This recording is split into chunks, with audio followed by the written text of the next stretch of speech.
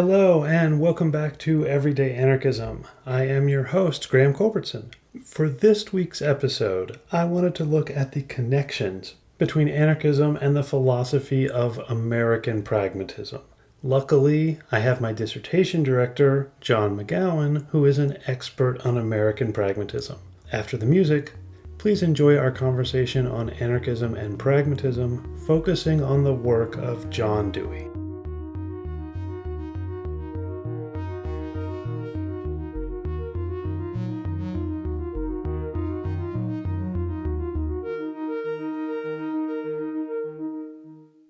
What if I told you that today we would be talking about a thinker who preferred voluntary association to coercive state action, altered the history of philosophy by adapting evolutionary thinking to questions of culture and social problems, had fruitful discussions with Jane Addams at Hull House, to this day has his name spat venomously by conservative intellectuals, intervened in the Thomas Huxley versus Herbert Spencer debate over social Darwinism by suggesting that they were both wrong because they ignored the fact that cooperation and collaboration were themselves the product of the evolutionary process, and supported World War I as a potential turning point that could end the rising nationalism and militarism in Europe. Now, if I told you this philosopher was a sparkling prose stylist, Russian prince, and political anarchist, we'd be talking about Peter Kropotkin. But we're actually talking about an American pragmatist who wrote difficult prose and maybe, just maybe, could be counted as an anarchist, perhaps an everyday anarchist. Joining me today to tell you if these similarities I found are just skin deep or if there's more is Professor John McGowan, one of my dissertation directors and the author of the books American Liberalism and Pragmatist Politics. John, welcome to Everyday Anarchism. Thanks for having me, Graham. Always a pleasure to talk about John Dewey. as long as you're not having to read too much John Dewey, right? That's right, small doses. Well, I actually read the entire book, The Public and Its Problems, for this episode, and I think that's only the second or third time I made it all the way through a work of Dewey. So I'm really excited about that. I'm proud of yourself. Yes, I am. Well, it's quite an accomplishment. I've never made it through one of his longer works. You know, you and I have been talking about doing an episode about anarchism versus liberalism, and I still hope to do that at some point. But one of the things that sparked me to do this episode is I've got an episode coming out in a couple of weeks. Well, it will have been a couple of weeks when we're talking. It will come out before this episode, where I was talking to a German social scientist who works on education, left-wing philosophy, democracy. And he said, you know, really, the primary person I use in my work, I'm not using the anarchists, I'm using John Dewey. And I just thought, I'd already mentioned Dewey a number of times, including with interviews, and I thought it was time to bring this man who sits in the Kropotkin space in the narrative of American pragmatism, John Dewey, into the forefront. So thank you for doing this. So is there anywhere you would like to start with any of those list of characteristics I outlined? Well, probably we should start with the issue of the state, and we can move on to other things. But and maybe you want to just give us that bolded quote from Public and Its Problems. Okay, so there's lots of quotes that are very negative about the state in The Public and Its Problems. But he says right here in the afterword, I think, the state is pure myth. And as is pointed out in this text, the very notion of the state as a universal ideal and norm arose at a particular space-time junction to serve quite concrete aims. Right. So there you have, that's a pretty good summary of Dewey, right? In the sense that, one, he is an historicist in the sense that he thinks that any kinds of human behavior or social institutions are a product of historical circumstances. So nothing is eternal and unchanging. Everything's related to a particular historical moment. And then the second thing is that he wants to be suggesting in this book that the form of the state as we currently know it, as he knew it in the 1920s, and he lists a bunch of these things, you know, elections and courts and constitutions. The Supreme Court and the Constitution specifically. I mean, I can't stop all the debates about January 6th running through my head as I am reading this. Right. Well, I think in particular in the 20s, he's responding to the fact that, of course, it wasn't until the 30s that the Supreme Court actually finally decided you could outlaw child labor. Yeah. Up to that point, the Supreme Court said no, it was constitutional. There was no way that the state could infringe on contract. Now, that's problematic from our point of view, right? Because after all, what Dewey's upset about is that the state is not protecting citizens, not that the state is oppressing citizens. Yeah, but I would say his concern, well, I guess the first thing is, I'll say the first thing that he seems to me concerned about in terms of what you're talking about with historicist, and that quote talks about concrete aims and the state is pure myth. He really objects to this narrative of history, that history was marching towards the formation of the democratic state. So this is, I guess, 60 or 70 years before Fukuyama's The End of History, which for those of you who don't know, Fukuyama essentially said, once the Soviet Union falls, there's no history left. Liberal democracy has won. It's going to take some time. Like it's not going to own the world immediately, but it's going to own the world forever. And then there's nothing left. And this is drawn from this German idealist Hegel. This is sorts of philosophy that I'll cover at some point in the podcast, but I don't need to do now. And Dewey says, no, we have not been marching toward the American Constitution, and the Supreme Court and majoritarian democracy is not the aim of history, and that we have not achieved it, whether you want to call it democracy or whatever you want to do. And that seems to me something that this notion of the sacred in American democracy is something that I strenuously object to right now. But it seems to be very popular to me on both the left and right. They just have different parts of the American system they want to hold sacred. Yeah, I think that's right. So for Dewey, one of his big themes, and it's in this book and lots of his other books, is that institutions and habits don't keep up with the flow of history. Mm-hmm. So he's talking about ossification. So for him, we have a state form that's no longer adequate to the particular needs of our era. Again, talking from his point of view in the 1920s, but he wants to make needs primary. Mm-hmm. And anything that gets in the way of our addressing needs effectively, for him is, he's ready to throw it out. Yeah. So he wants to say the Supreme Court at this point is standing in the way of progress. So I guess, well, we could go there. I mean, one thing is Dewey is deeply, deeply committed to a notion of progress. So we could talk about whether anarchists believe in progress.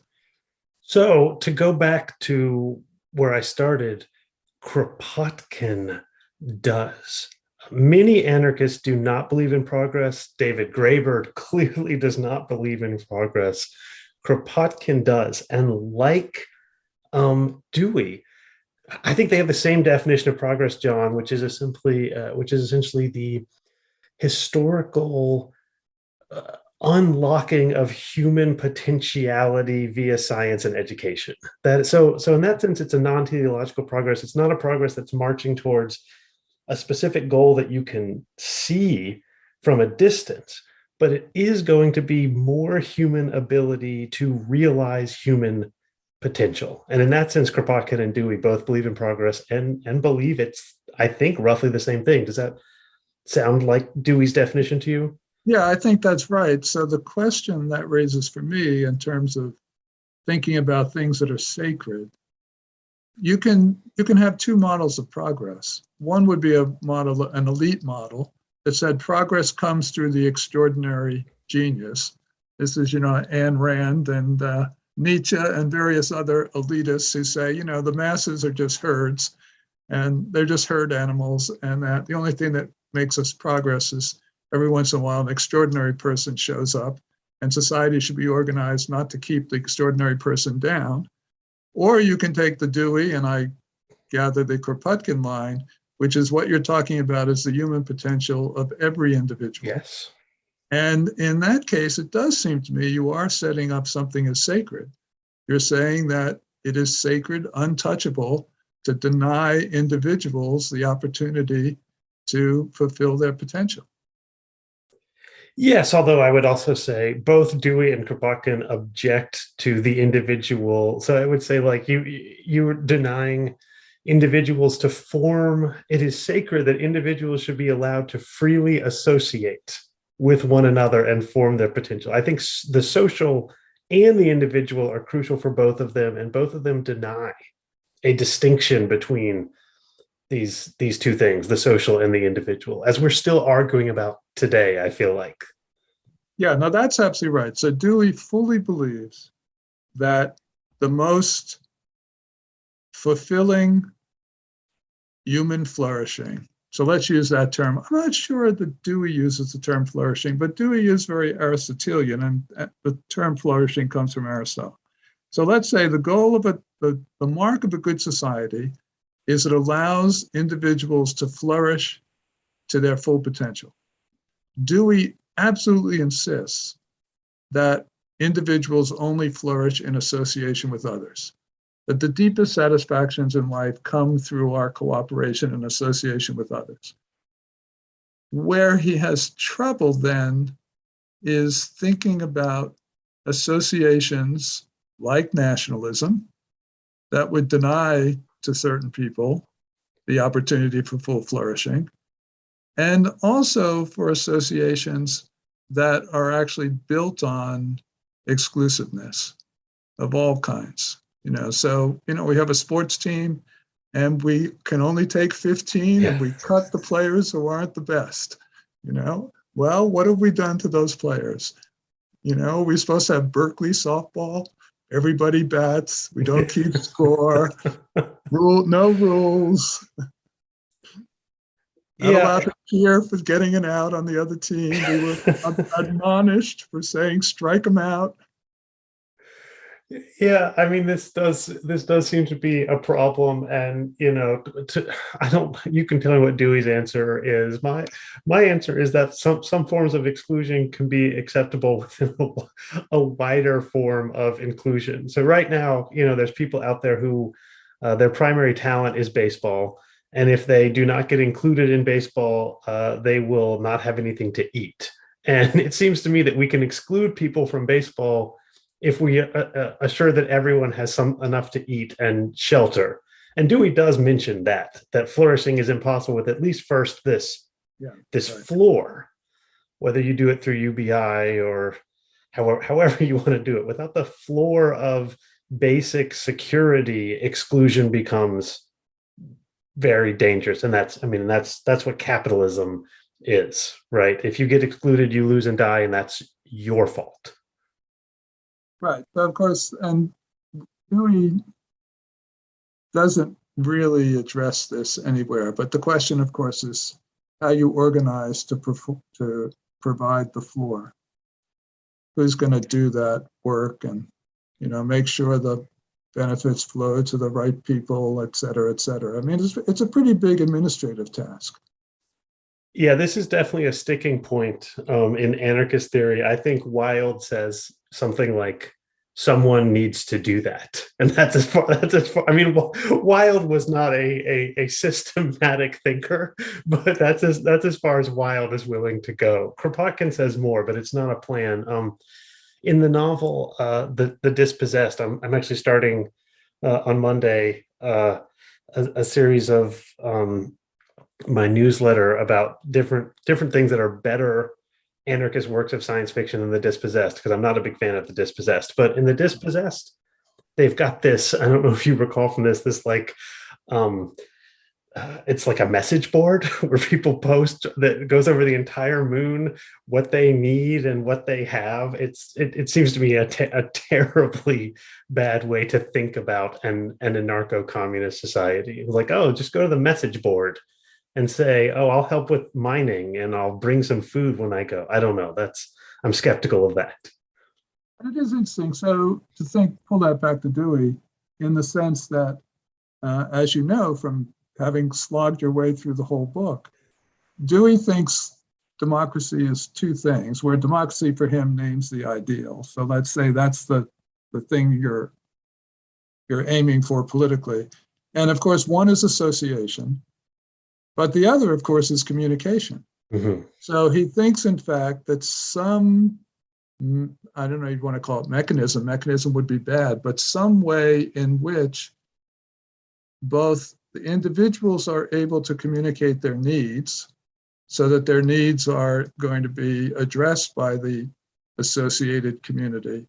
But also the other crucial part for Dewey is that the actions, the strategies the community adopts in order to address needs be governed by intelligence. Yeah. A big Dewey term, right?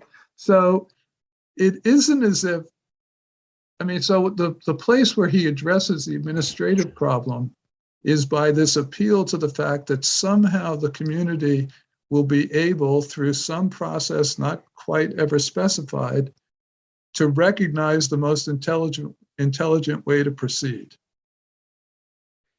Yeah. Okay. Oh man. So we're leaving right away the sort of happy cloud of the democratic ideal in Dewey, which sounds so wonderful, and getting to the difficult stuff, because it's true that well, go ahead. Let's do the happy stuff for a minute, then. So okay. Here's the happy stuff. The happy stuff is a deeply decentralized image of human society in which small groups of people, because they're face-to-face, and he's very clear about this, that the face-to-face is the primary place for satisfying, fulfilling interactions. And in the face-to-face, people actually recognize a common problem and work together to solve that problem, or recognize a set of common needs and work together to supply those needs. And so the image there very much is of, there are functional places, we can prove this from human history and in our own experience, where people actually cooperate to solve a common problem. This does happen, because none of us could survive as individuals if there was not cooperation. We're not self-sufficient. Yeah. So that's the happy view. The happy view is, how do you keep that kind of ability seemingly inbuilt in human beings to cooperate? How do you allow that its full scope?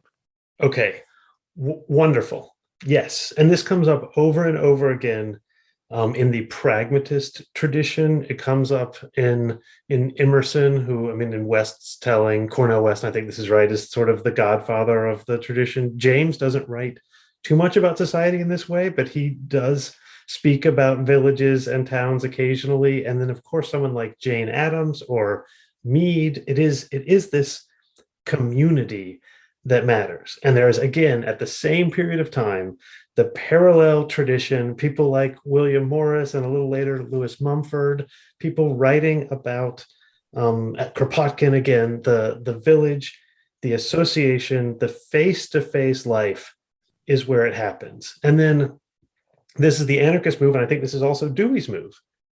The sort of liberal narrative is, okay, we've created these giant assemblages that are definitely bad, called corporations. And we've created these other giant assemblages that are probably bad, called states or the government. And now the people and the village are just being smashed. But we need corporations because they make our stuff. And we need the state because we need someone to tell the corporation to stop smashing us. And that's the liberal democratic narrative that both Dewey and Kropotkin say, no, now you've just got two people smashing you, two groups smashing you, and you cannot recover the village, the individual, the neighborhood, the community with the state, which will just end up being a further centralized partner that will help the corporation to smash you. And that narrative, I have a hard time, it's easy to object to that narrative when FDR or LBJ is president, but otherwise it's very easy to agree with that narrative that yes, the role of the government is to empower the corporations. And certainly in the period that I wrote my dissertation on with you, I mean, they weren't even hiding it. If workers went on strike, the government would happily send people to shoot them. And so when you have people saying, oh, well, we can use the state to control the government, It's not clear to me that's happened more than a few times in the American context or across the world. Sorry, we can use the state to control the corporations. Right. Well, so I mean, this gets us to the World War I question. So if in fact there are two things that, let's say, liberalism is trying to guard against that anarchism wants to be to the left of liberalism, the two things we might say are concentrations of power. So, as you say, economic power gets concentrated into the hands of the corporations, the hands of capitalists, and liberalism says we need a counterbalancing power. So that's one thing, and you've suggested, as lots of people have, and with lots of plausibility, as you say, that the state has not done a very good job of that.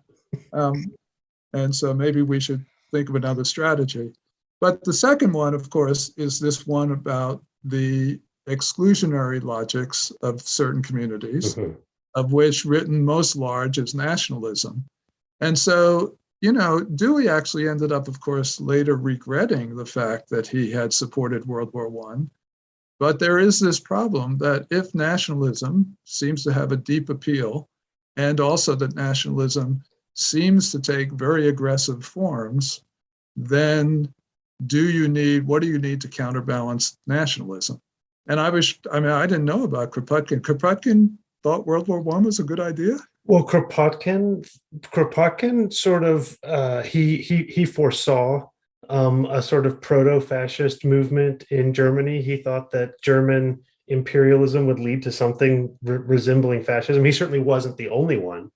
Yeah. And he thought the other governments in Europe were better, except for the Tsar. And he thought the Tsar's government was sick and pathetic and could never do anything. So his greatest fear was German conquest. And so when World War I broke out, he thought finally there will be no giant German imperialist army anymore. And that's the thing that scared him the most. So that you can just stack irony upon irony for that view. But he thought it would end German imperialism.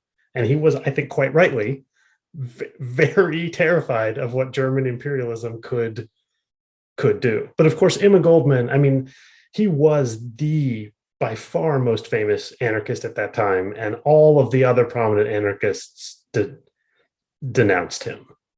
Right. But in another way, you can say, well, he was right. He just didn't know it was going to take 2 wars to get rid of German imperialism.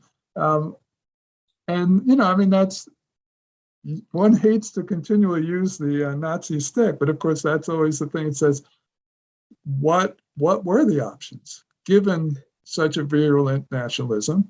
And in our own, let's hope it's farce way, history repeating as farce instead of tragedy. Clearly, the greatest danger today comes from the right. It doesn't come from liberalism. How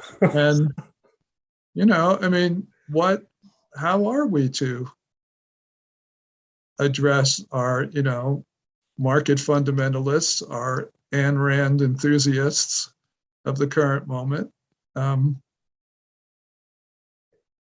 who basically want to say, as I say, 90% of humanity is scum and don't deserve to flourish. Yeah. Who cares?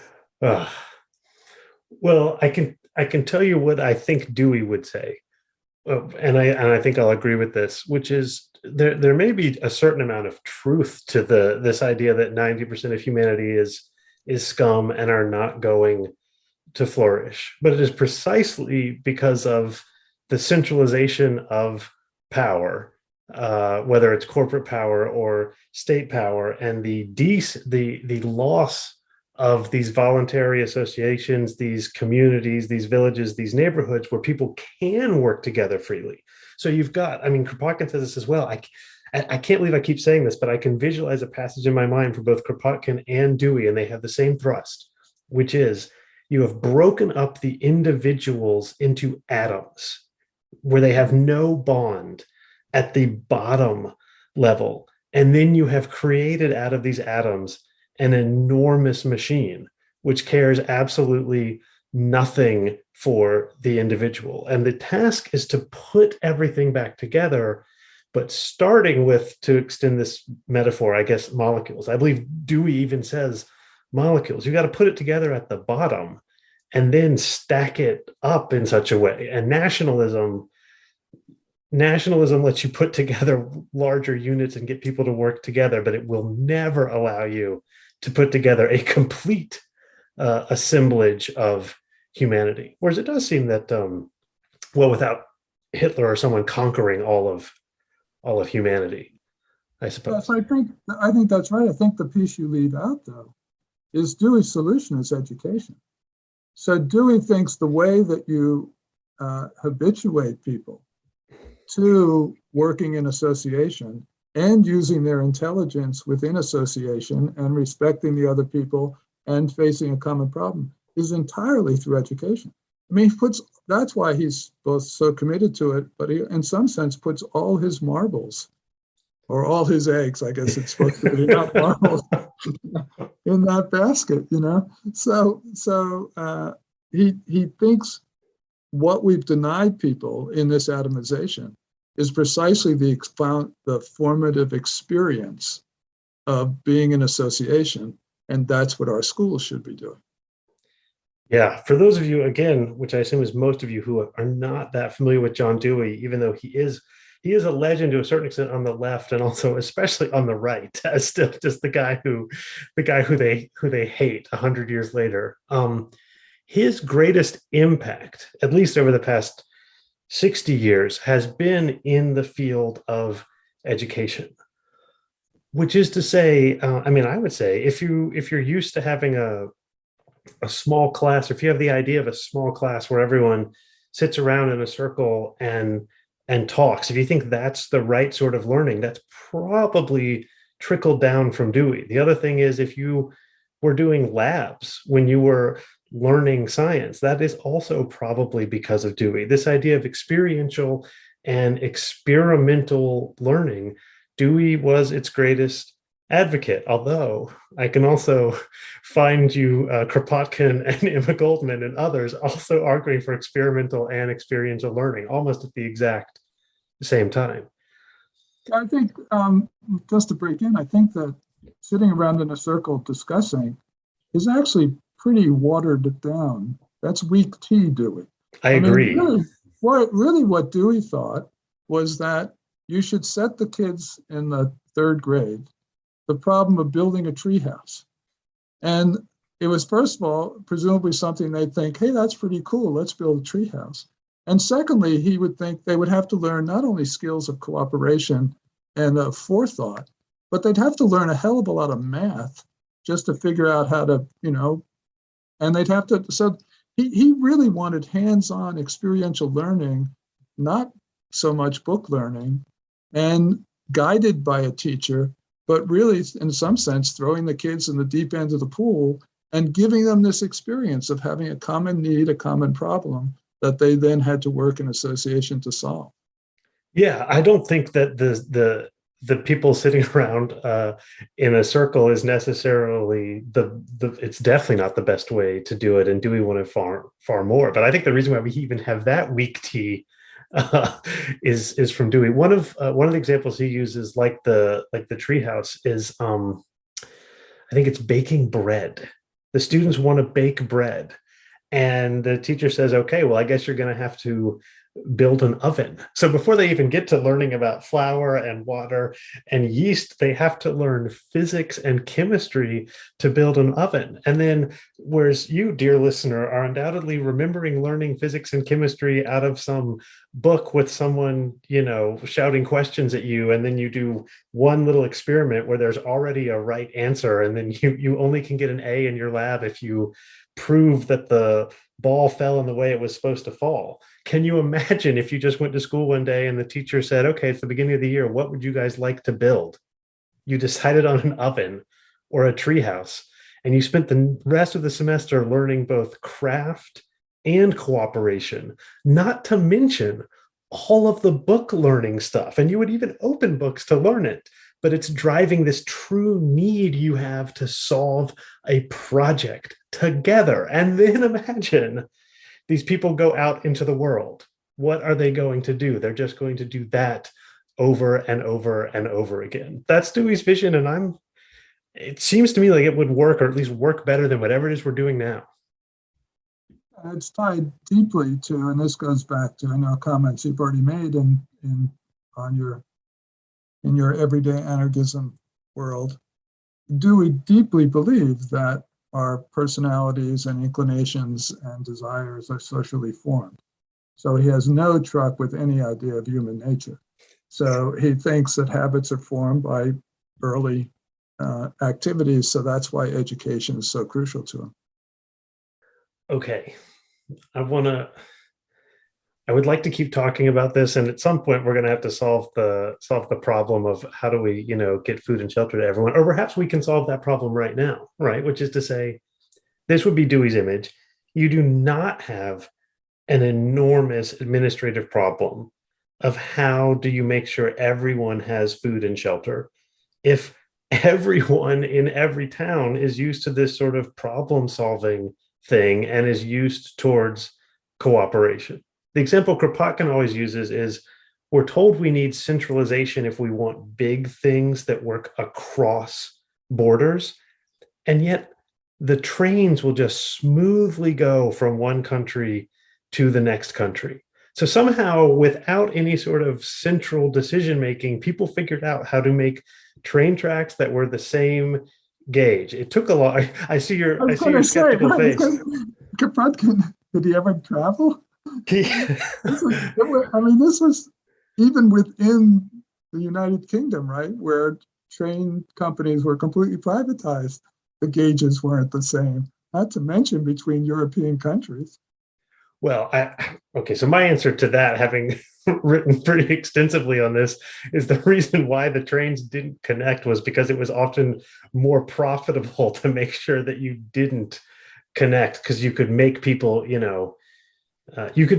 take care of that themselves, and you had a captive audience. Right. Of course. Well, anyway, we won't argue this because we'll go down a rabbit hole too far. Okay. So there is the problem, though, besides this. So I've laid this happy image out from both Kropotkin and Dewey, which is these people who have from the very beginning gotten used to solving problems collectively can solve these problems. So both Dewey and Kropotkin are quite fuzzy on how the problems of food and shelter and collective action will be solved. And Kropotkin says openly, that's not my job. I'm going to be dead by the time that this happens. It's your job to figure it out once you've lived in this world. And Dewey doesn't quite say that, but I think he is also thinking that this will unleash human potential in a way to make this problem easier to solve. But now I want to talk about expertise and intelligence, like you mentioned, because there is a bad Dewey, and we can start by talking about this in terms of World War I. So one story that I haven't covered in my podcast yet, but I will, is Dewey had this wonderful student named Randolph Bourne, who has now been claimed in the anarchist tradition, although he certainly wasn't part of the movement, but his writings are quite anarchist. And when Dewey supported World War I, Bourne attacked him vociferously. And if you put them side by side, Bourne is saying things, about humanity and compassion and war and militarism. And Dewey is saying things about numbers and statistics and the greater good. He wrote, I pulled this out for my students, he writes, there is a problem to be solved. And the problem to be solved is the marshaling of a huge army to go to Europe and kill lots of Germans. And Bourne attacks this and says, the way I tell my students, you can think of like spreadsheets, like Dewey crunched the numbers and found out that X thousands of Americans would die and Y tens of thousands of Germans would die, but then there would be more flourishing on the back end. And he's like, well, this is a simple equation. And that is a dangerous part of his thinking that we've already gotten to a little bit when you talked about intelligence and how do we get the right experts? Yeah, well, first of all, I just want to go back to this as the notion of the sacred. So that Dewey, like most of the pragmatists, because so focused on consequences, is pretty thoroughly a utilitarian. Mhm. And utilitarians are going to make these kind of calculations, right? If 2 deaths now save 10 lives later, then we should accept the 2 deaths now. And that goes against a lot of our deepest moral feelings and moral intuitions that life is sacred and that no one should be in a position of saying, okay, I designate you 2 to die so that those 10, because I, calculate those 10 will be better off. So, this notion of human flourishing, or this notion of, giving each person the chance to fulfill their potential, does seem to depend on some kind of notion of a kind of sacredness to each human life that can't be violated. So that's the first issue. The second issue then becomes, to what extent anarchism dovetails with something like pacifism, in that anarchism is committed to the non-violation of individuals by any kind of concentrated power, whether it be economic power, state power, patriarchal power. And so that, taken to its logical conclusion, it would seem, an anarchist should be a vegetarian and a pacifist, and maybe even a vegan, and that, and Bourne certainly seemed to be tending in that direction. Most famously, what he had to say was, war is the health of the state. I mean, he basically said, look, when it comes down to it, states exist primarily because of their monopoly of the means of violence, to use Max Weber's term. States prosper, they grow in power when their war-making powers seem to be needed or are exercised. So all of which is to say,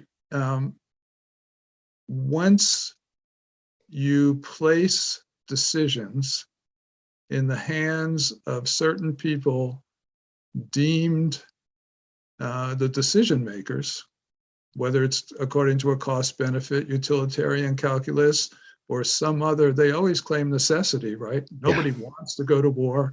It was forced upon us by circumstances. Can you construct a society in which you don't have that kind of dependence? And then I guess, then the final thing, then let's take us back to the vaccines, right? I mean, when certain situations arise, having people on hand who know something is sort of useful, You and I couldn't create a vaccine. And when it comes to having it shot into our arms, we pretty much have to take it on faith. We could do wait and see and say, 7 million people have taken it so far and only 2 have died from it. So it seems like it's pretty safe and it looks like it's being pretty effective. So, but we don't know what they're putting into our arm. And, at a certain point, it's like, yeah, we're going to have faith in this because we think these people seem to know what they're doing. Same thing when you take the car to the mechanic. Okay. There's so much to say in response to this. So first, let me take on the pacifist thing, which is, anarchism, as you would expect, as a movement that refuses to have any sacred text or clear ideology, has many, many different hyphenated versions, anarcho this and anarcho that. One of them is anarcho-pacifism, and I think that certainly makes sense to me, that anarchism leads to pacifism, but then of course you have the sort of Marxist, like, you can be a pacifist after the revolution. So violence in the name of peace is acceptable in a lot of anarchist traditions, which is precisely what Kropotkin and Dewey were arguing for in the form of World War I. Violence in the name of future flourishing. Emma Goldman's objection was not to violence. Emma Goldman, participated in the attempted assassination of Henry Clay Frick. Emma Goldman's objection was that it was state violence, that Kropotkin was siding with the Tsar and the King of England and whoever against Germany. The other, 3 figures that loom large here is Tolstoy, and MLK, neither of whom would accept the label anarchism, despite certainly being fellow travelers of the movement, because they saw that anarchism was connected to violence. And then Gandhi, who initially refused the label anarchism, but eventually accepted it because he eventually decided that anarchism and nonviolence did go together correctly, and the anarchists who believed in violence were mistaken. And to me, those, Tolstoy, Gandhi, King, that's the side I want to be on. But also when the Red and the White Army are both rampaging through Ukraine, it was pretty great that Nestor Makhno put together the Black Army and for a while at least fought them both off and became a hero of the villagers. So I also think it's good that we defeated the Nazis. So that's the problem, isn't it? Yes. No, I'm totally a would-be pacifist, but then the trouble is there are circumstances where it seems you can't be. I've now forgotten the other. Well, the other thing would be to say, we talked about this earlier, right? So if Dewey's committed to a notion of progress, he's committed to the idea, deeply committed to the idea, that progress actually comes from improved knowledge. He thinks basically science is giving us a much better hold on the world. One of his favorite themes is that science has advanced much further than morals have, and that morals and politics need to catch up to the knowledge revolution, and that intelligence, just like it's a solution in science, is a solution to our moral and political problems as well. Yeah, so one of Kropotkin's 2 or 3 most famous books is called Mutual Aid, a Factor in Evolution, and it makes this exact argument. This is an argument that I do not agree with, that you can do a science of morals and find the truth that way. With that said, going back to the topic of expertise, so for me, the problem, and you and I have talked about this, outside of the podcast, I think it's either Proudhon or Bakunin, one of the two prominent anarchists in the previous generation or two before Kropotkin, says that, of course, as anarchists, we will respect expertise and experts, and we will respect them because we trust them. And if you just walk into the room and declare yourself an expert, you're not going to get any trust that way. And I think that's the objection. So when you see people who are doing the vaccine denial right now, well, they do not trust the experts. And it seems to me that not trusting experts in America right now is a really, really reasonable position. And there are lots of so-called experts in America who I do not trust. Obviously, most famously, the people in charge of Wall Street will assure you over and over and over again, they're the experts, they have the right degrees, we should trust them. This is not true, John, and nothing you can do or say can make me believe that. I happen to believe it for the people who made the vaccines. But if someone doesn't believe it, who am I to say that they are wrong? Oh, you should distrust some experts, but not others. And I am the expert to tell you which experts to trust and which experts to not trust. That seems like a losing argument. Well, except that, I mean, now we have to go to thinking about it in terms of social costs, right? So you would have to say, okay, you're free to not get vaccinated because you don't want to be vaccinated. But what does that mean in terms of the health workers who are dealing with, overpopulated emergency rooms because you didn't get vaccinated? So there have to be costs to these decisions in the same kind of way that, unfortunately, we've done a bad job of having costs. No one went to prison for the 2008 financial scandals, but they should have. That there is obvious social costs to the action of these so-called experts. And not only was there a lot of fraud, but even in well-meaning cases where they pretended to a certainty they didn't have any right to pretend to, there should be costs. So I'm fine with, okay, don't trust the experts, make your own decisions. But then to think that you also should be able to do that and not take any responsibility for the consequences of your decision, that's where I draw the line. I mean, we can't, if anarchism just means everyone can do what they want and never have to be accountable for what they do, then count me out. Yeah, I don't think there's any, except for except for this tradition that's sometimes called, egoist or egotist anarchism. That's generally not the view. And no, I don't believe that either, that people should be able to do whatever they want to, without the cost, without paying the cost. But when I look out, it seems to me that the people who are anti-vaccine, many of whom are non-white people, these are the people who are paying the cost right now for what America has been for the past hundreds of years. And it seems to me now is the wrong time to ask them, whether they are the white working class or a Black community mistrustful of the medical establishment. We're not gonna get them on board with, oh, here now is the time that you have to trust the experts and bear the personal responsibility in this moment, without even mentioning, one of my listeners emailed me that, the reason why we have Omicron is because we hoarded the vaccine. We didn't make enough of it, and we didn't give it out for free to Africa. That's why Omicron exists. But I don't hear anyone saying that the people at Moderna need to go to jail for all the things they did to make sure that their vaccine was very expensive. But I hear all sorts of things about these regular working class real Americans who should go to jail because they're not getting the vaccine. And Omicron wouldn't be here if the people at Moderna had just made their goddamn vaccine free. Well, and effectively, in the US, the vaccine was free. It's true about the African point.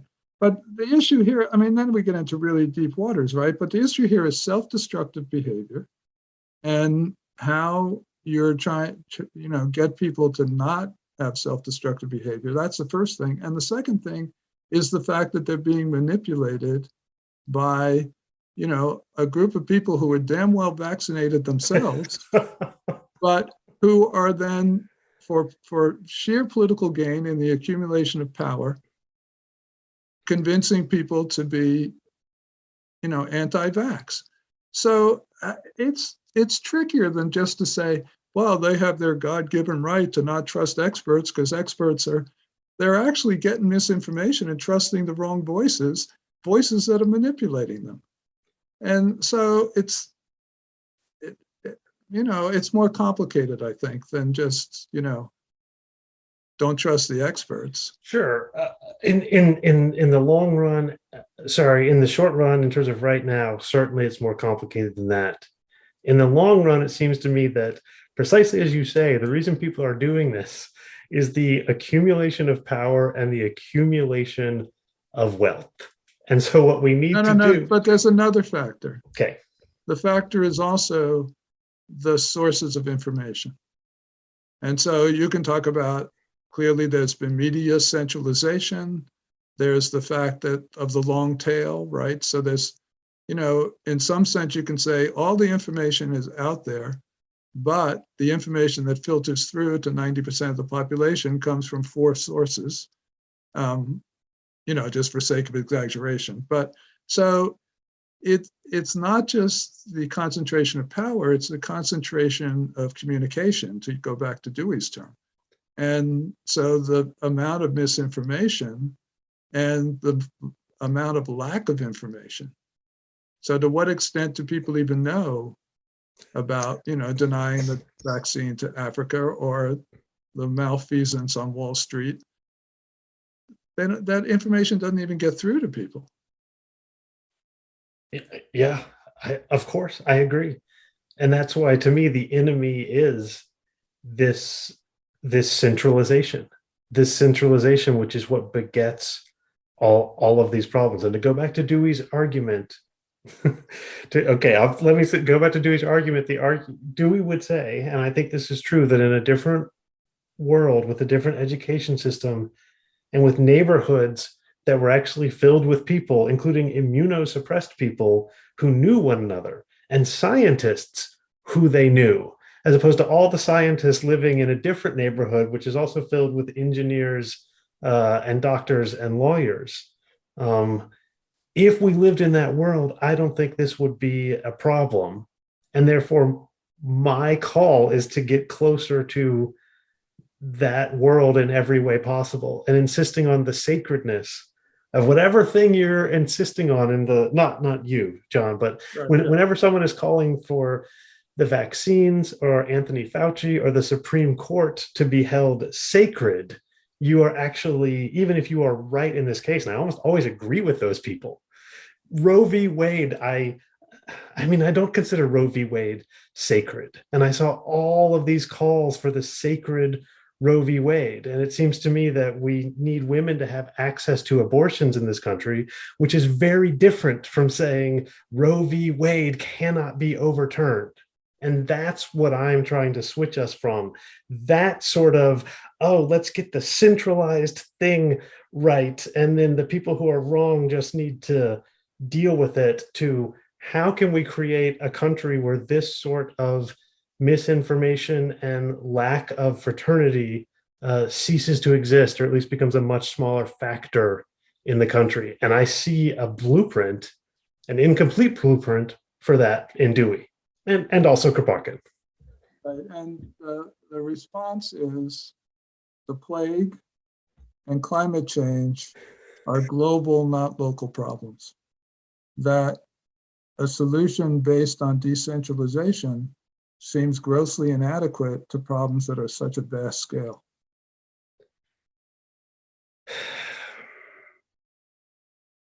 Yeah, I do not think that is true in the long run. And I think if we had done something different for the past 100 years, as for what happens right now, I don't know. I don't know, John.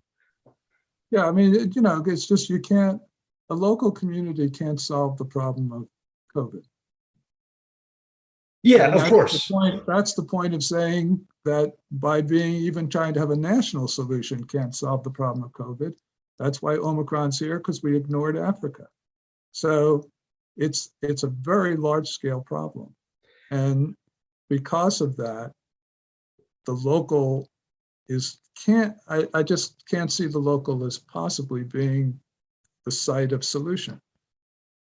On its own, it can't be. So there, of course not. On its own, it can't be. I agree. But this goes back to, the very first episode. The reason when DC makes a decision, when they make a decision in Washington, you and I mean, except for occasional moments of civil disobedience, you and I do it. We follow it. We are the local in that act. In the same way that I don't think you can say, I agree with Dewey and Kropotkin, there is not an individual and society. There are individuals working together, shaped by and shaping society. Centralization is just a form of localism that has a central intelligence instead of a decentralized intelligence. Yeah, I mean, I think from Dewey's point of view, the issue would be the passivity, right? So what we're saying is we have this plague, and in this plague, a certain community, a community of scientists, actually does gather itself together in relation to a common problem. How do we create a vaccine? How do we have other measures to combat this plague? And they, working in a very Deweyan fashion, come up with some proposed solutions.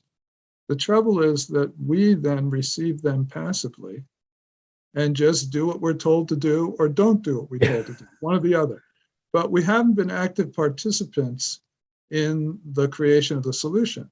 So the issue is, first of all, how do we deal with what Dewey doesn't seem to want to think about, all the cases where we're just going to be passive recipients. I mean, that's just going to happen all the time, just by the nature of expertise. And then how to multiply the cases where in fact we're not passive, but we're more active.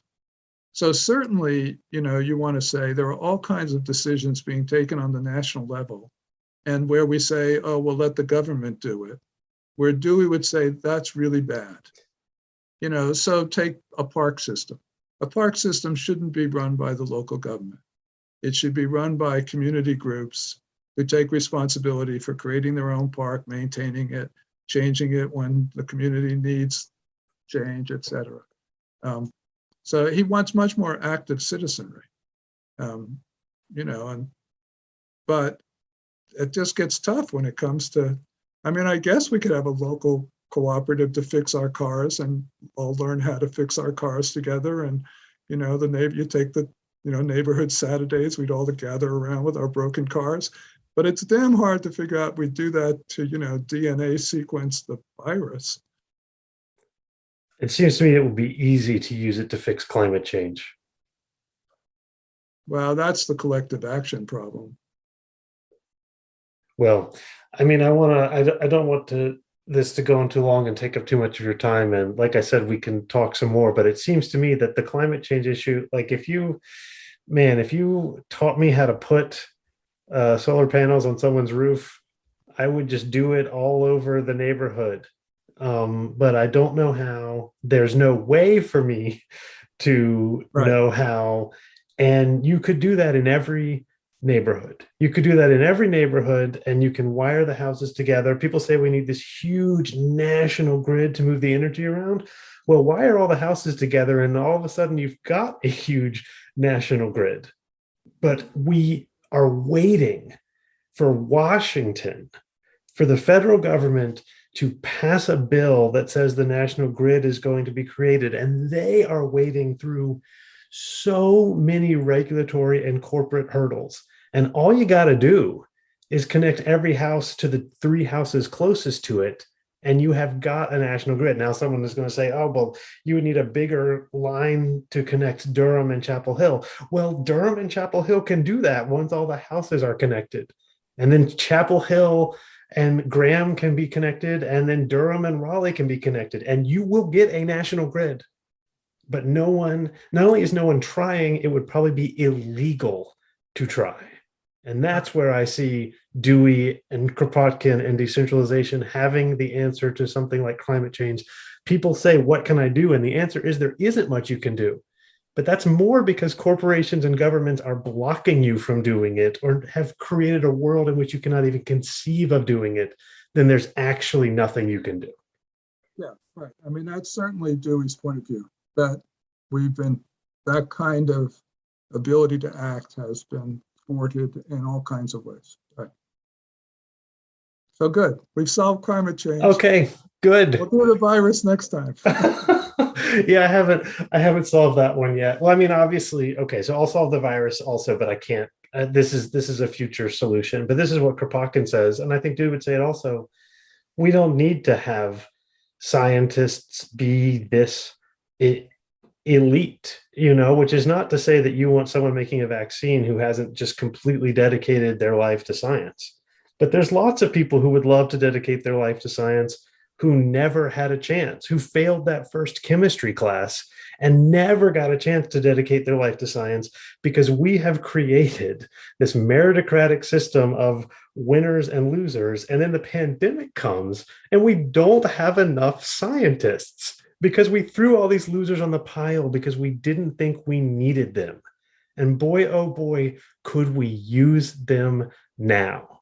But we decided it was better to do it the other way. Yeah, so we have false scarcity. Yes, absolutely. False scarcity of human talent from a system that culls people rather than culls members of the herd out of useful pursuits of talent, as opposed to tries to include as many people as possible. Right. Which is why I can't do anything about climate change, because I don't know how. Right. Okay, thank you so much, John. This was such a pleasure. Yeah, this has been fun, and I hope some people at least will enjoy it as much as we have talking to No one will enjoy it as much as we have, but some people will enjoy it. Thank you, John. Okay, sounds good. Okay, well, as you heard, John and I really enjoyed recording that. I hope you enjoyed listening to it as well. Remember, this is an entirely listener-supported show. No ads, no paywall, no grants, no anything. Just you and your mutual aid. So if you can, please go to everydayanarchism.com and make a monthly contribution. You can also support the show by telling a friend, mentioning it on social media, or leaving a review on Apple Podcasts. Also, feel free to send in a question or comment to me at everydayanarchismpodcast@gmail.com. All that's left to say is that the music, which you're about to hear, is by David Hill.